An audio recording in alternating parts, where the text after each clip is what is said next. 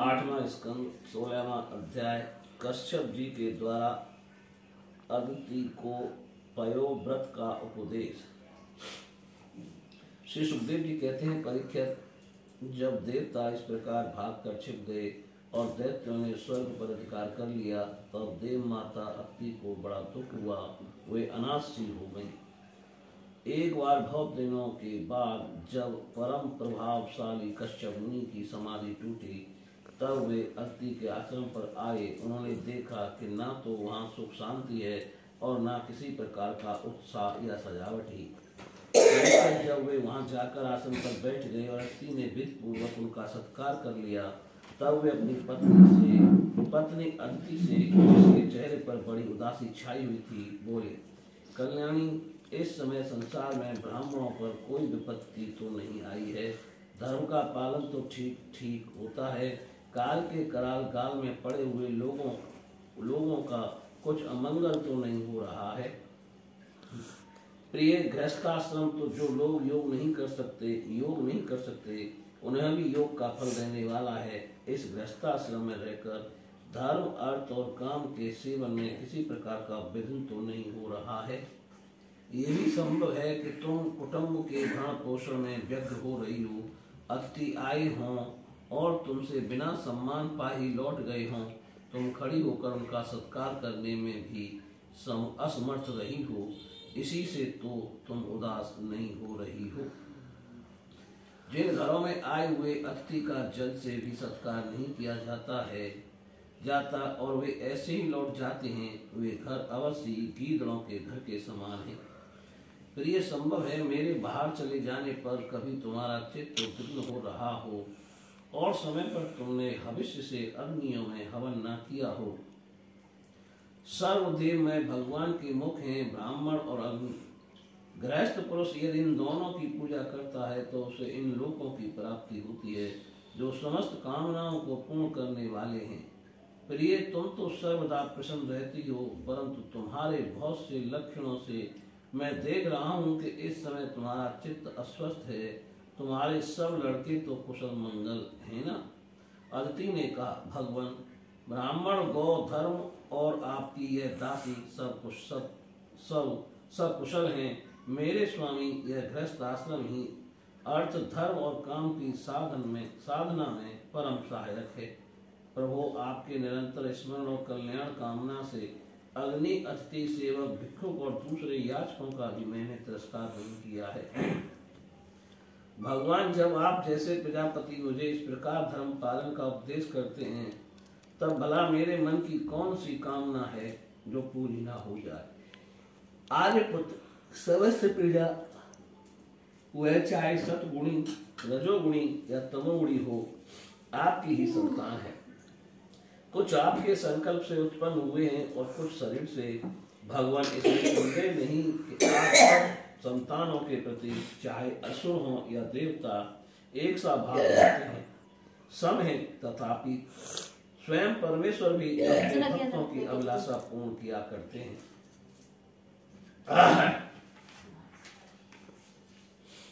मेरे स्वामी, मैं आपकी दासी हूँ। आप मेरी भलाई के संबंध में विचार कीजिए।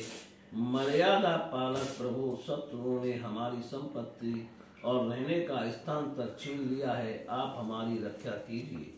बलवान दैत्यों ने मेरे ऐश्वर्य, धन, यश और पद छीन लिए हैं तथा हमें घर से बाहर निकाल दिया है। इस प्रकार मैं दुख के समुद्र में डूब रही हूँ। आपसे बढ़कर हमारी भलाई करने वाला और कोई नहीं है। इसलिए मेरे हितैषी स्वामी, आप सोच विचार कर अपने संकल्प से ही मेरे कल्याण का कोई ऐसा उपाय कीजिए जिससे कि मेरे पुत्रों को वे वस्तु में फिर से प्राप्त हो जाएं।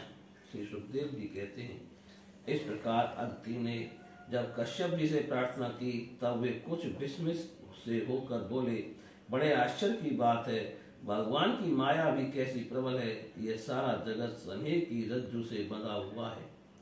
कहाँ ये पंचभूतों से बना हुआ अनात्मा शरीर और कहाँ प्रकृति से परे आत्मा।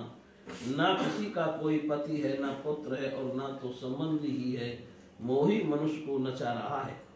प्रिय, तुम संपूर्ण प्राणियों के हृदय में विराजमान, अपने भक्तों के दुख मिटाने वाले, जगत गुरु भगवान वासुदेव की आराधना करो।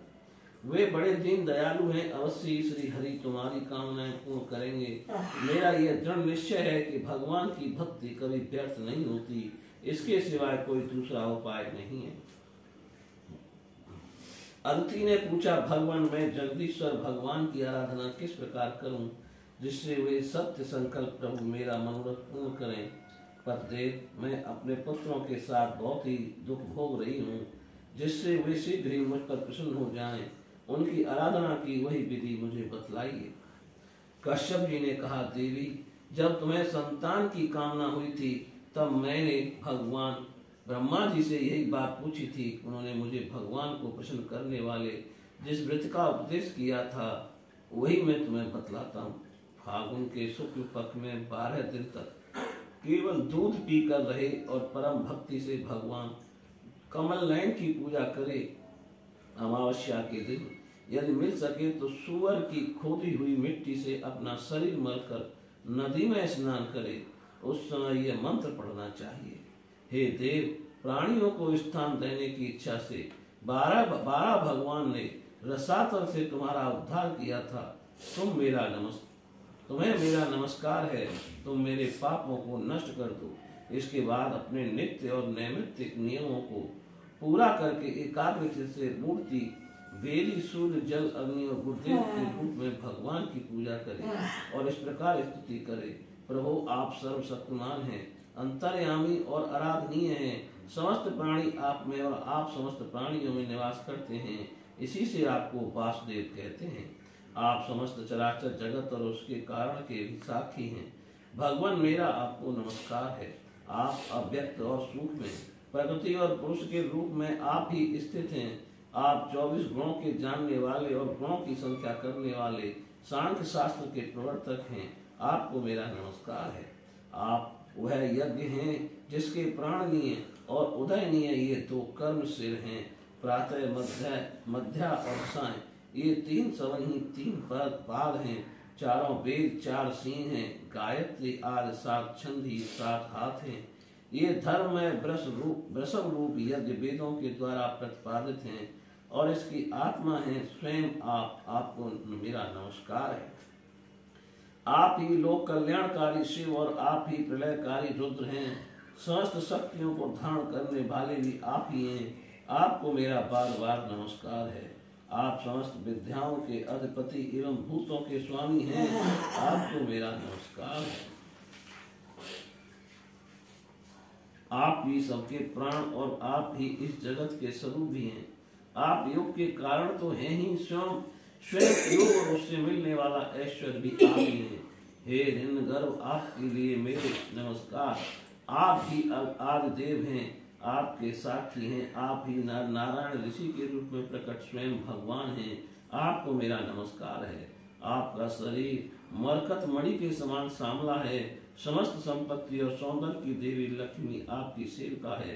पीताम्बरधारी केशव, आपको मेरा बार बार नमस्कार है। आप सब प्रकार के वर देने वाले हैं, वर देने वालों में श्रेष्ठ हैं तथा जीवों के एकमात्र वर्णीय हैं। यही कारण है कि धीर विवेकी पुरुष अपने कल्याण के लिए आपके चरणों की रज की उपासना करते हैं। जिनके चरण कमलों की सुगंध प्राप्त करने की लालसा से समस्त देवता और स्वयं लक्ष्मी जी भी सेवा में लगी रहती हैं, वे भगवान मुझ पर प्रसन्न हो। प्रिय भगवान, ऋषिकेश का आह्वान पहले ही कर ले, फिर इन मंत्रों के द्वारा पाद्याचमन आदि के साथ श्रद्धा पूर्वक मन लगाकर पूजा करे। गंध माला आदि से पूजा करके भगवान को दूध से स्नान करावे। उसके बाद वस्त्र, यज्ञोपवीत, आभूषण, पाद आचमन, गंध, धूप आदि के द्वारा 12 अक्षर मंत्र से भगवान की पूजा करे। यदि सामर्थ्य हो तो दूध में पकाए हुए तथा घी और गुड़ मिले हुए साली चावल का नैवेद्य लगावे और उसका 12 अक्षर मंत्र से हवन करे। इस नैवेद्य को भगवान के भक्तों में बांट दे या स्वयं पाले। आचमन और पूजा के बाद तांबूल निवेदन करे। 108 बार 12 अक्षर मंत्र का जाप करे और स्तुतियों के द्वारा भगवान का स्तवन करे। प्रदक्षिणा करके बड़े प्रेम और आनंद से भूमि पर लौटकर दंडवत प्रणाम करे। निर्माल्य को सिर से लगाकर देवता का विसर्जन करे। कम से कम 2 ब्राह्मणों को यथाचित रीति से खीर का भोजन करावे। दक्षिणा आज से उनका सत्कार करे। इसके बाद उनसे आज्ञा लेकर अपने इष्ट मित्रों के साथ बचे हुए अन्न को स्वयं ग्रहण करे। उस दिन ब्रह्मचर्य से रहे और दूसरे दिन प्रातः काल स्नान आदि करके पवित्रता पूर्वक पूर्वोक्त विधि से एकाग्र होकर भगवान की पूजा करे। इस प्रकार जब तक व्रत समाप्त न हो तब तक दूध से स्नान कराकर प्रतिदिन भगवान की पूजा करे। भगवान की पूजा में आदर बुद्धि रखते हुए केवल पयोप्रति रहकर यह व्रत करना चाहिए। पूर्ववत प्रतिदिन हवन और ब्राह्मण को भोजन भी कराना चाहिए। इस प्रकार पयोव्रती रहकर 12 दिन तक प्रतिदिन भगवान की आराधना होम और पूजा करे तथा ब्राह्मण भोजन कराता रहे। फाल्गुन शुक्ल प्रतिपदा से लेकर त्रयोदशी पर्यंत ब्रह्मचर्य से रहे, पृथ्वी पर शयन करे और तीनों समय स्नान करे। झूठ ना बोले, पापियों से बात ना करे, पाप की बात ना करे, छोटे बड़े सब प्रकार के भोगों का त्याग कर दे, किसी भी प्राणी को किसी प्रकार से कष्ट न पहुंचावे, भगवान की आराधना में लगा ही रहे। त्रयोदशी के दिन विधि जानने वाले ब्राह्मणों के द्वारा शास्त्रोक्त विधि से भगवान विष्णु को पंचामृत स्नान करावे। उस दिन धन का संकोच छोड़कर भगवान की बहुत बड़ी पूजा करनी चाहिए और दूध में चरु खीर पकाकर विष्णु भगवान को अर्पित करना चाहिए। अत्यंत एकाग्र चित्त उसी पकाए हुए चरु के द्वारा भगवान का यजन करना चाहिए और उनको प्रसन्न करने वाला गुणयुक्त तथा स्वादिष्ट नैवेद्य अर्पण करना चाहिए। इसके बाद ज्ञान संपन्न आचार्य और ऋतुजों को वस्त्र आभूषण और गौ आदि देकर संतुष्ट करना चाहिए। प्रिय, इसे भी भगवान की ही आराधना समझो। प्रिय, आचार्य और ऋतुजों को शुद्ध सात्विक और गुणयुक्त भोजन कराना ही चाहिए। दूसरे ब्राह्मण और आए हुए अतिथियों को भी अपनी शक्ति के अनुसार भोजन कराना चाहिए। गुरु और ऋतुजों को यथायोग्य दक्षिणा देनी चाहिए। जो चांडाल आदि अपने आप वहां आ गए हों उन सभी को दीन, अंधे और असमर्थ पुरुषों को भी अन्न आदि देकर संतुष्ट करना चाहिए। जब सब लोग खा चुके तब उन सबके सत्कार को भगवान की प्रसन्नता का साधन समझते हुए अपने भाई बंधुओं के साथ स्वयं भोजन करे। प्रतिपदा से लेकर त्रयोदशी तक प्रतिदिन नाच गान बाजे गाजे स्तुति स्तुवाचन और भगवत कथाओं से भगवान की पूजा करे करावे। प्रिय, ये भगवान की श्रेष्ठ आराधना है। इसका नाम है पयोव्रत। ब्रह्मा जी ने मुझे जैसा बताया था वैसा ही मैंने तुम्हें बता दिया। देवी, तुम भागवती हो, अपनी इंद्रियों को बस में करके शुद्ध भाव एवं श्रद्धा पूर्ण चित्त से इस व्रत का भली भांति अनुष्ठान करो और इसके द्वारा अविनाशी भगवान की आराधना करो। कल्याणी, यह व्रत भगवान को संतुष्ट करने वाला है, इसलिए इसका नाम है सर्व यज्ञ और सर्व व्रत। यह समस्त तपस्याओं का सार और मुख्य धाम है। जिससे भगवान प्रसन्न हो वे ही सच्चे नियम हैं, वे ही उत्तम यम हैं, वे ही वास्तव में तपस्या, दान, व्रत और यज्ञ हैं। इसलिए देवी, संयम और श्रद्धा से तुम इस व्रत का अनुष्ठान करो। भगवान शीघ्र ही तुम्हें प्रसन्न होंगे और तुम्हारी अभिलाषा पूर्ण करेंगे। बोलिए श्री कृष्ण भगवान की जय।